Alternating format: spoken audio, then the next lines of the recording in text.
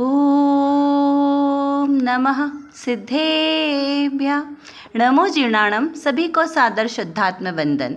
आज अश्विन शुक्ला एकम का यह शुभ दिन है और प्रतिदिन प्रसारित होने वाले सोनगढ़ संदेश में आज का यह संदेश पूज्य बहन श्री बहन के वचनामृत के आधार से 88 नंबर के बोल के आधार से लिया गया है। आज 1008 भगवान नेमिनाथ भगवान का ज्ञान कल्याणक महोत्सव है, तिथि है। आज ही के दिन भगवान को केवल ज्ञान की प्राप्ति हुई थी और समोसरण आदि की रचना हुई थी और तभी उनकी दिव्य देशना प्रसारित हुई जिससे भव्य जीवों का कल्याण हुआ। तो ऐसे नेमिनाथ भगवान की जय हो, जय हो, जय हो। तो चलिए अभी हम आज के संदेश का पाठ करते हैं। संदेश में जो लिखा है हम पहले उसे पढ़ते हैं। यहाँ लिखा है कि चैतन्य तो द्रव्य क्षेत्र काल भाव से चाहे जैसे उदय में सदा निर्लेप अलिप्त ही है, फिर चिंता काहे की। मूल तत्व में तो कुछ प्रविष्ट हो ही नहीं सकता। इस प्रकार का यह 88 नंबर का बोल है। अभी देखिए ये बहुत ही सिंपल है, द्रव्य दृष्टि प्रधान यह बोल है लेकिन सार गर्भित है। देखिए जिनवाणी के वचन पढ़ने में सुनने में तो बहुत सरल दिखते हैं लेकिन उनके भाव बड़े गंभीर होते हैं। अगर हमने उसे आत्मसात कर लिया तो हमारा भाव से पार हो गए और यदि हम इसको नहीं समझ पाए, सिर्फ उसके अर्थ में ही उलझ गए तो हमारा भाव से पार होना बहुत मुश्किल हो जाता है। तो पहले हम इसका सामान्य अर्थ समझते हैं। यहाँ कहा चैतन्य, तो यहाँ चैतन्य किसकी बात चल रही है? चैतन्य की बात चल रही है। कौन सा चैतन्य? वो जिस बच्चे का नाम चैतन्य है या जिस लड़की का किसी का नाम चैतन्य रखा होगा, क्या उसकी बात चल रही है? नहीं, ये नाम चैतन्य की बात नहीं चल रही है। चैतन्य स्वभावी आत्मा की बात चल रही है। तो किसकी आत्मा? भाई प्राणी मात्र जो लिविंग थिंग्स है उसमें सब में आत्मा है, विद्यमान है। तो यहाँ पे किसकी आत्मा की बात चल रही है? तो यहाँ पर बाकी सब की नहीं, यहाँ मुझे मेरा प्रयोजन सिद्ध करना है। तो यहाँ पर मुझे मेरे आत्मा की बात समझना है क्योंकि मुझे अपना प्रयोजन सिद्ध करना है ना। सुखी होना मेरा प्रयोजन है। संसार में दुख मुझे भासित हो रहा है और मुझे सुखी होना है। तो यहाँ उपदेश भी मेरे आत्मा के लिए दिया है, मेरे चैतन्य द्रव्य के लिए लिया है। तो क्या कहा? मेरे चैतन्य द्रव्य को संबोधित करते हुए यहाँ हमें समझना है कि चैतन्य तो द्रव्य क्षेत्र काल भाव से चाहे जैसा उदय आए। देखिए हमें थोड़ा थोड़ा समझते हैं। यहाँ 4 शब्द आए हैं, द्रव्य क्षेत्र काल और भाव। ये क्या है? द्रव्य क्षेत्र काल भाव ये हमारे स्व चतुष्टय है। तो यहाँ पे हमें स्व लगाना है कि स्व द्रव्य, स्व क्षेत्र, स्व काल और स्व भाव। मेरा आत्मा कहाँ रहता है? इस चतुष्टय में ही विराजमान रहता है। स्व चतुष्टय, एक स्व चतुष्टय है, एक पर चतुष्टय है और एक अनंत चतुष्टय। इस प्रकार 3 प्रकार के चतुष्टय हैं। क्या कहा मैंने? 3 प्रकार के चतुष्टय, स्व चतुष्टय, पर चतुष्टय और अनंत चतुष्टय। तो अनंत चतुष्टय तो 4 जो ज्ञानावर्णी आदि 4 घातीय कर्म हैं उनके नाश में जो प्रकट होते हैं वो है अनंत चतुष्टय। जैसे ज्ञानावर्णी, दर्शनावर्णी, मोहनीय और अंतराय, ये 4 घाती कर्मों के अभाव रूप से 4 चतुष्टय प्राप्त हुए। कौन से अनंत चतुष्टय? अनंत ज्ञान, अनंत दर्शन, अनंत सुख और अनंत वीर्य, जो अनंत परमात्मा के ये 4 विशेष गुण। ठीक है। अब स्व चतुष्टय में कौन है? मेरा स्वद्रव्य मतलब मेरा जीव द्रव्य, स्व क्षेत्र जहाँ पर ये मेरा जीव द्रव्य रहता है, अनंत प्रदेशी जो मेरा आत्मा है ना, आत्मा के जितने प्रदेश है वो अभेद रूप से एक ही प्रदेशी आत्मा है और भेद रूप से लोक प्रमाण असंख्यात। तो जो ऐसा मेरा जो आत्मा जहाँ पर व्याप्त है वो जो क्षेत्र है वो मेरा स्व क्षेत्र है। स्वकाल जो मेरा परिणमन है, मेरी आत्मा का जो आत्मा में परिणमन है वो मेरा स्वकाल है। स्वभाव जो मेरा ज्ञान स्वभाव मेरे ही आत्मद्रव्य को प्रकाशित कर रहा है, मेरे आत्मद्रव्य को जान रहा है, वह सब क्या है? मेरा स्वभाव है।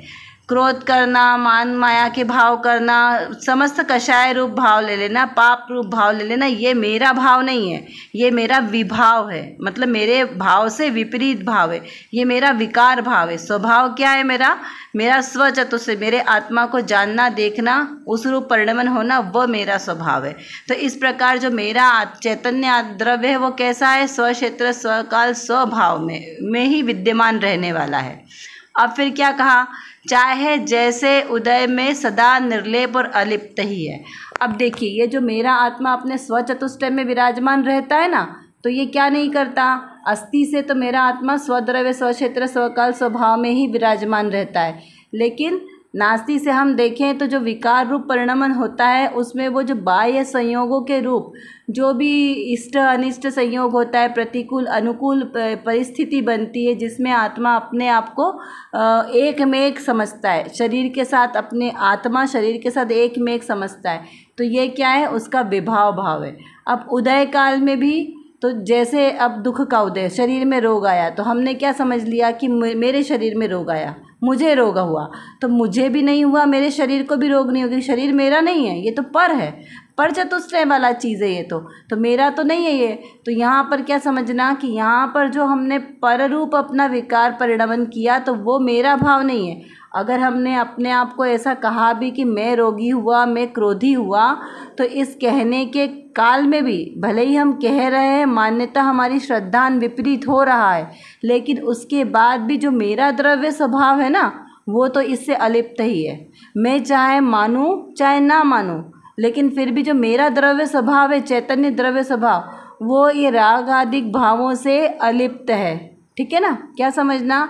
मेरा जो स्वभाव है, ज्ञान स्वभाव, वो रागादिक भावों से अलिप्त है, उसमें वो कभी भी मिक्स नहीं होता है, उसमें कभी भी लिप्त नहीं होता है, एक में एक नहीं होता है।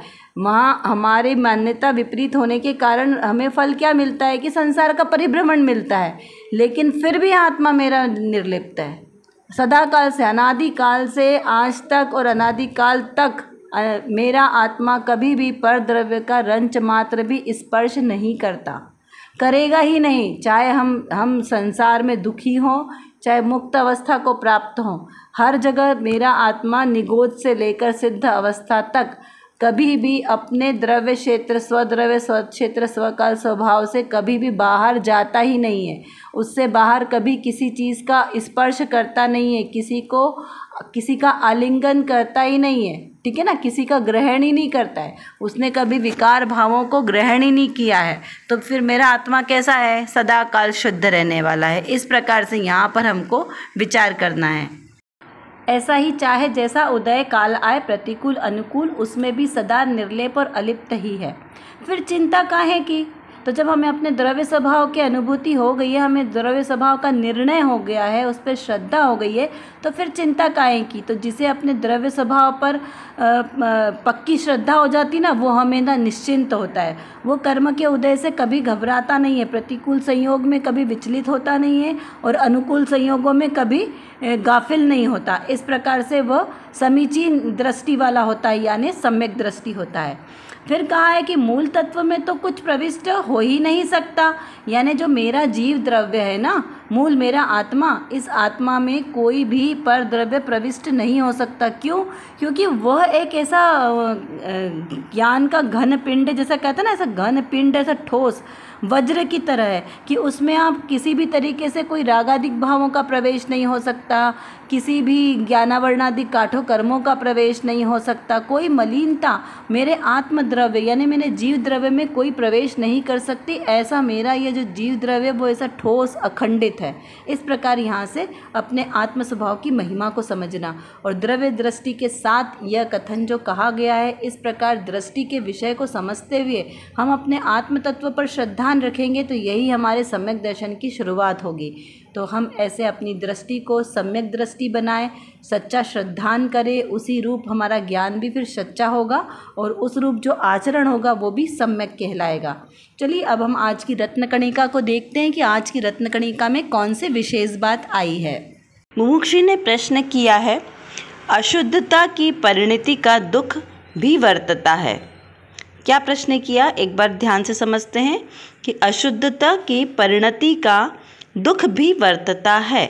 यानी कि जो अशुद्धता है, जो हमारे स्वभाव में अशुद्धता हमें भासित हो रही है, स्वभाव में अशुद्धता है नहीं, लेकिन जो विकारी पर्याय के रूप से जो अशुद्धता परिणत हुई है, उसमें दुख भी वर्तता है। क्योंकि जो शरीर आदि में रोग आदि हुआ तो उससे दुख का अनुभव तो आत्मा को होगा ना, शरीर को तो अनुभव होगा नहीं। तो इस प्रकार यहाँ पे प्रश्न किया है, जिसका समाधान बहिंसरी बहन के आधार से हम यहाँ पर पढ़ते हैं। तो कहा है कि हाँ, उसका दुख भी वर्तता है। यह मेरी परिणति नहीं है, मेरा स्वभाव नहीं है, तथापि यह परिणति होती है, उसका खेद है। आचार्य देव कहते हैं ना कि खेद है कि इस व्यवहार में खड़े रहना पड़ता है। तो यहाँ पर क्या बताया कि जो हमें व्यवहार में जो इस पर्याय के आश्रित से, क्योंकि देखिए आत्मा शुद्ध, जीव द्रव्य तो शुद्ध है, लेकिन अभी वर्तमान में तो उसमें अशुद्धि पर्याय में आत्मा में ही आ रही है ना। भले ही वो एक समय की पर्याय है और जो क्षण मात्र में विलीन होने वाली है, लेकिन फिर भी अभी वर्तमान में तो है ना। वर्तमान में हम उसको सिद्ध समान शुद्ध नहीं मान सकते, क्योंकि पर्याय में अशुद्धि है। हाँ, यदि हम द्रव्य दृष्टि की बात कर रहे हैं तो वर्तमान में भी वो जीव शुद्ध ही है, त्रिकाल शुद्ध है, शुद्ध ही रहने वाला है। क्यों? क्योंकि वो द्रव्य दृष्टि का विषय है। लेकिन पर्याय में अशुद्धि है तो हम उसको पर्याय में भी शुद्धपना नहीं मान सकते। अनंत भगवान, सिद्ध भगवान के द्रव्य तो शुद्ध है ही, उनकी पर्याय में भी शुद्धता है, इसलिए वो पूर्ण शुद्ध है। और अभी हम द्रव्य स्वभाव से तो शुद्ध हैं, लेकिन पर्याय में अशुद्धि है। तो यहाँ पर ये प्रश्न किया है कि अशुद्धता की परिणति का दुख वर्तता है। कि देखिए अभी जो वर्तमान में अशुद्धि है तो उसका दुख तो होगा ना। अनुभव तो मात्र आत्मा ही करेगा, चाहे कैसे भी हो, क्योंकि अनुभूति स्वरूप जो है वो मेरा भगवान आत्मा है, अनुभूति स्वरूप। तो सुख दुख का, अच्छे बुरे का अनुभव मात्र आत्मा करेगा। जो जड़ है वो अनुभव नहीं करेगा, होगी क्रिया जड़ में, ठीक है ना। विकारी पर्याय जो होगी वो जड़ में, मोह राग द्वेष के भाव आए, आत्मा में आए, लेकिन वो है कैसे? स्वयं तो जड़ है, तो वो किसी का कुछ करते नहीं है, बिगाड़ सुधार नहीं करते। लेकिन चूंकि आत्मा के साथ उनका संयोग हुआ है, इस वजह से वो दुख है। तो वो जो अशुद्धियाँ हैं, तो अशुद्धियों के होने से दुख वर्तता है। जैसे देखिए जल तो स्वच्छ निर्मल है, अब उसमें आपने मलिनता डाल दिया, कलर डाल दिया, तो उसकी वजह से वो कलर तो आपको, कलरफुल पानी तो दिखेगा ना, तो उसमें अशुद्धता तो है, तो गंदा तो दिखेगा, लेकिन आत्मा में नहीं है। ये भी हमें द्रव्य दृष्टि से तो ऐसा विचार करके ही रहना है, उसको हमें छोड़ना नहीं है। वो बोलते ना कि अपने हाथ में पतंग की डोर पकड़ के रखो, फिर चाहे जहाँ उड़े। तो भले ही वो अशुद्धि हमारे अभी आत्मा में है, लेकिन हमें अपनी दृष्टि में, अपने श्रद्धान में दोष नहीं लगाना। श्रद्धान में तो ये पक्का निश्चय रखें कि जो मेरा द्रव्य स्वभाव है उसमें कोई मलिनता नहीं है, उसमें कोई अशुद्धि नहीं है, तब वहाँ पे दुख नहीं होगा। और जब हम ये हमें क्या करना है? श्रद्धान में रखना है। क्या श्रद्धान में रखना है? ध्यान से सुनना, क्योंकि बात बहुत सूक्ष्म है, सरल है लेकिन बहुत सूक्ष्म है। कि सुनने में, पढ़ने में तो हमें बड़ी आसान लगती है, लेकिन जब उसको हम अनुभव करते हैं, उसमें हम इम्प्लीमेंट करते हैं, तब वो बहुत मुश्किल होती है। और वो उसी कारण से संसार का परिभ्रमण हमारा चालू है। बस वो बात अगर हमारे पास, वो ट्रिक बोलते ना, वो एक ट्रिक समझ में आ गई तो सब पूरा जीवन हमारा सरल हो जाएगा। तो यहाँ पर ये कहा कि ये अशुद्धि आएगी और उसके रूप दुख भी वर्तेगा, है ना।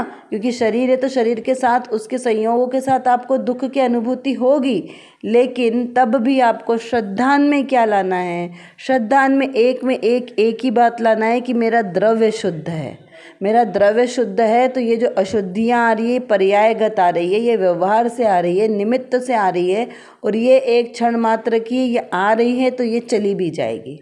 क्या कहा मैंने?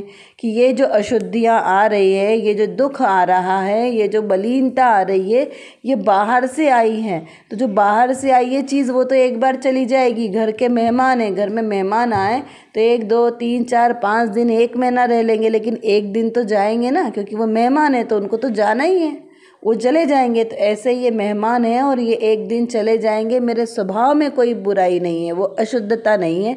जब ऐसी दृढ़ श्रद्धा रखेंगे तो वो है निश्चय श्रद्धान।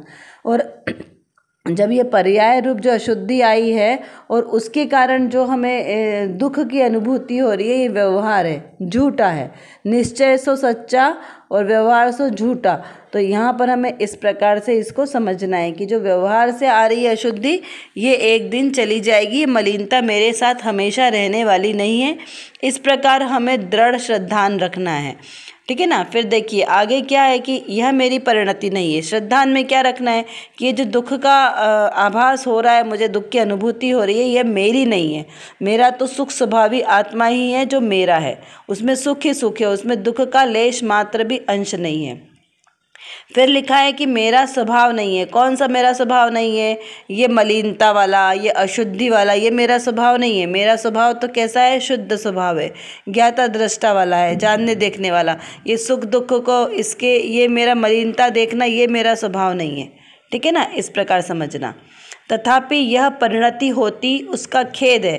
कैसे? दुख तो, क्योंकि अभी मैंने जैसे आपको बताया ना कि पर्याय में अभी वर्तमान में हम हैं, तो भाई ये जो परिणति अशुद्ध रूप हुई है, जो ये दुख रूप परिणति आई है, अब इस शरीर में रोग आया है, किसी ने हमें अपशब्द बोला है, तो कुछ देर के लिए हमें विचार तो आता है उसका, शरीर में दुख, क्योंकि शरीर के साथ हमारे का पूरे टाइम रहने का संबंध है ना, पूरे टाइम वो हमारे साथ ही रहता है। अब उसमें कोई सा ऐसा असाध्य रोग लग गया है तो हमें दुख की अनुभूति होती है, लेकिन उस दुख की अनुभूति में भी हमें अपने ज्ञायक स्वभाव को नहीं भूलना है कि उस समय भी ये विचार करना है, प्रति समय भेद ज्ञान करके कि ये दुख की अनुभूति हो रही है, ये इस जड़ शरीर में हो रही है।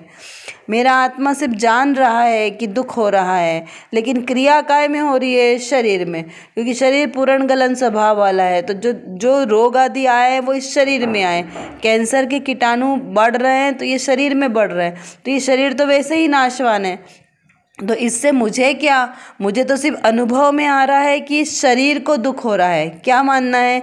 इस शरीर में दर्द हो रहा है, इस शरीर को दुख हो रहा है, ये शरीर जा रहा है, ये शरीर यहाँ से छूट जाएगा, क्योंकि ये रोगी हो गया है ना, तब इसका एक बार मरण भी हो जाएगा। तो ये शरीर का मरण होगा, मेरा मरण नहीं होगा, मैं तो अजर अमर हूँ। तो हमें दुख किस बात का? अरे पूरा शरीर पूरा जीर्ण शीर्ण हो जाए तो मुझे दुख क्यों? क्योंकि ये शरीर तो पर है ना, शरीर को हो रहा है, तो ये शरीर अच्छा है ना, जीर्ण शीर्ण रोगी मैलीन गंदा शरीर जितनी जल्दी चला जाए, मुझे तो और नया शरीर मिलेगा। मुझे क्या करना है? इसको जितने दिन इसकी आयु है, जितना वो अपना लेके आया उतनी वो आयु जी के चला जाएगा, तो उसके होने या न होने से मुझे क्यों फ़र्क पड़ना है? ये दृष्टि रखनी है हमें। ना तो उसको छोड़ने का विचार करना है कि अरे मेरे को इतना असाध्य रोग अब सहन नहीं होता है, तो चलो अब तो आयु क्षय हो जाए कोई भी परेशानी आ जाए तब आत्महत्या कर ले तो इस शरीर से छुटकारा मिल जाएगा, इन परेशानियों से छुटकारा मिल जाएगा। ऐसा विचार कभी नहीं करना है, क्योंकि वो जो दुख है ना वो तो कम नहीं होगा, बल्कि ऐसा विचार करने से और ज़्यादा दुख होंगे, और वो दुख इतने ज़्यादा आएंगे कि आपसे सहन नहीं होंगे। एक भाव ख़त्म हो गया तो क्या हुआ? अगले भाव में भी कर्म नहीं छोड़ेंगे। तो अच्छा है जब हमारे पास अभी समझदारी है ना, तो ये सुविचार करें कि अरे अभी मेरे पास मेरा आत्मा विद्यमान है, मुझे खबर है कि मैं आत्मा हूँ और कैसा सुख स्वभावी आत्मा हूँ। तो जितने कर्मों को उदय आना हो सब आ जाओ। क्या कहा? जितने कर्मों को उदय आना हो आ जाओ, जितने भी रोग आदि आना हो वो सब अभी इसी बार आ जाओ, क्योंकि मुझे चेता है ना कि मैं कौन हूँ। फिर जितने लोग आपको अगर कभी कोई अपशब्द कहे, कोई आपका अपयश कर रहे हैं, तो भी विचार चिंता नहीं करना कि अरे इतने लोगों ने ऐसा बोला, इतने लोग ऐसे बोल रहे हैं, तब हम क्या करें? कोई विचार नहीं करना। क्यों? क्योंकि जो अज्ञानी जीव है वो तो बोलेगा ना, वही पर्याय दृष्टि देखेगा, वही बोलेगा मैं तो जीव द्रव्य हूँ ना, मैं तो जानता हूँ कि जो कर्म के ये उदय में आ रहे हैं, जो अपयश हुआ वो किसकी वजह से हुआ? क्योंकि पूर्व में हमने किसी साधर्मी का हमने प्रशंसा नहीं की, तो उससे अपयश कीर्ति का बंध बंधा, ठीक है ना। तो जो कर्म हमने पूर्व में जैसा बांधा था उसी का उदय आया, वर्तमान का उदय में नहीं आता। वर्तमान का किया कर्म उदय में नहीं आता, क्योंकि वो तो सत्ता में जाके बंधा है ना, तो वो तो उसका जब उदय काल आएगा तब आएगा, अभी इतनी जल्दी नहीं आता है। क्योंकि मोहिनी कर्म की स्थिति 70 कोड़ा कोड़ी की है, ज्ञानावर्णी दर्शनावर्णी सब कर्म की अलग अलग है ना, 30 कोड़ा कोड़ी 20 कोड़ा कोड़ी सबकी अलग अलग स्थितियाँ हैं। तो भाई जो कर्म जिस तरीके से बंधा है उसका कर्म उतने समय में कभी भी उदय में आ जाएगा, कोई से भी भाव का। तो यहाँ पे तुरंत इसी भाव का इसी भाव में उदय में नहीं आता, ऐसा करना नियोग कहता है। तो यहाँ पे आपका श्रद्धान पक्का होना चाहिए कि किसी के भी कहने से अपशब्द आपको उससे दुख नहीं होना चाहिए। हमें अपना वैल्यूएशन करना है कि हम कहाँ पर कितना सही है। यदि हमारे से कहीं कोई भूल हुई है तो हम उसका पश्चाताप करें, प्रायश्चित करें, आलोचना करें, प्रतिक्रमण करें और अपने आत्मा को शुद्ध, परिणामों को शुद्ध करें और अपनी दृष्टि हमेशा शुद्ध ज्ञायक स्वभाव पर रखें। तो उससे हमारा भाव का अंत होगा। अन्यथा नए कर्म और बनते जाएंगे यदि हम उनमें जुड़ान करेंगे तो इस प्रकार कहा है। आचार्य देव कहते हैं ना कि खेद है कि इस व्यवहार में खड़े रहना पड़ता है। आचार्य देव ने हमें क्या शिक्षा दी कि इस बात का दुख है हमें कि हमें व्यवहार का अवलंबन लेना पड़ता है, क्योंकि बिना व्यवहार का अवलंबन लिए हम कोई बात को प्रस्तुत नहीं कर सकते। तो हमें ये कथन शैली है जो कहने में ऐसे आता है, बात कहने में कि अरे ये मेरा घर है, मेरा बेटा, मेरी माता, मेरे बच्चे, ऐसा कहने में आता है। दुख हुआ तो भी मुझे दुख हो रहा है, मुझे रोग हुआ, ऐसा कहने में आएगा। लेकिन हमें चिंतन में क्या रखना है? एकमात्र द्रव्य दृष्टि से अंतर में चिंतन, हमारी चिंतन धारा बढ़नी चाहिए और यही हमारा होमवर्क भी है। देखिए, बारंबार जितना आप होमवर्क करेंगे ना उतना ही आपको लाभ मिलने वाला है। तो बारंबार ये होमवर्क करें। द्रव्य दृष्टि, पर्याय दृष्टि, दोनों दृष्टि से आपको विचार करना है। जीवन में जो भी आपके प्रसंग आते जाते हैं, पूरे एक एक प्रसंगों को देख कर आप बारंबार विचार करें। दृष्टि को हमेशा द्रव्य पे लाएं। बार बार देखिए, वो जो छोटा बच्चा होता है ना, उसको बाहर जाकर खेलने की इच्छा होती है तो आप उसको कितना भी बोलोगे वो बारंबार बाहर खेलने जाने की कोशिश करता है। तो माता क्या करती है? उसे वहाँ से पकड़ के लाती है, फिर से घर में लेके आती है और कुछ और खिलौने दे के उसको वहाँ पर स्थिर रखने का प्रयास करती है। तो वैसे ही आपको अपने इस मन रूपी बंदर को, चंचल मन को एकाग्र करना है, बार बार उसको अंदर की तरफ लेकर आना है। इस प्रकार अपनी चिंतन धारा को बढ़ाएं और चैतन्य द्रव्य जो मेरा आत्मा है वो कैसा है? द्रव्य क्षेत्र काल भाव से के उदय से हमेशा निर्लेप और अलिप्त रहने वाला है। इस प्रकार का चिंतन करें। अशुद्धि है वो अशुद्धि मेरे आत्म स्वभाव में, द्रव्य स्वभाव में है ही नहीं, मात्र पर्याय में शुद्धि है। लेकिन हम अपने द्रव्य दृष्टि से अपने द्रव्य स्वभाव पर श्रद्धान रखें, उसका ज्ञान करें और उसी का आचरण करें। था भूत भविष्य वर्तमान, तीनों कालों में सदा काल वो शुद्ध ही है और मात्र जानने वाला है। इस प्रकार हमको चिंतन करना चाहिए। चिंतन के लिए आपके पास प्रश्न दिए हैं, आप उनका बारंबार चिंतन करें और उसका स्वयं से ही एकाग्रता के साथ उसका समाधान स्वयं खोजें। इस प्रकार जब आप चिंतन करेंगे तो ही हमारी दृष्टि सम्यक होगी। तो चलिए, आज की हमारी कक्षा का समय यहाँ पर पूर्ण होता है। हम अपनी वाणी को यहीं विराम करते हैं। इसी प्रकार आप अपने तत्व चिंतन को बढ़ाते रहें, सम्यक दर्शन प्रकट करें। इसी भावना के साथ आप सभी को सादर जय जिनेंद्र।